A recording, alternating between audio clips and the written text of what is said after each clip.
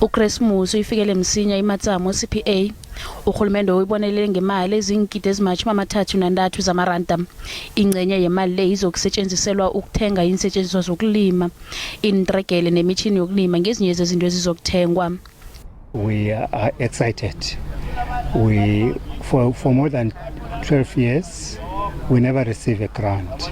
We are very much appreciative to government to give us a grant so that we can start operating in a modern way.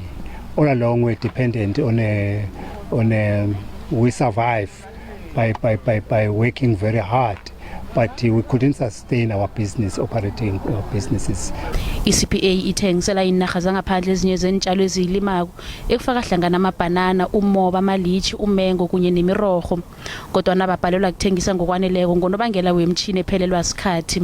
Since we started almost 12 years ago, we never received any grant. As a result, that was taking us back. But now that government has at least extended this, what we call a grant, we are very much appreciative. So the most difficult thing is to run the farms without funding.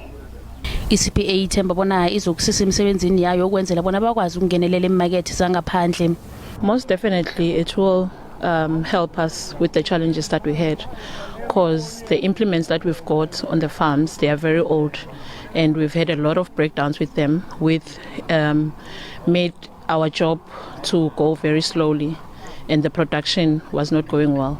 Ihlelo lokubuyisela kwenarha elibiza iingidi ezimakhulu abunane zamaranda kulindeleke bona lihlomulise abantu abaningi b'eNkomazi ngamathuba womsebenzi.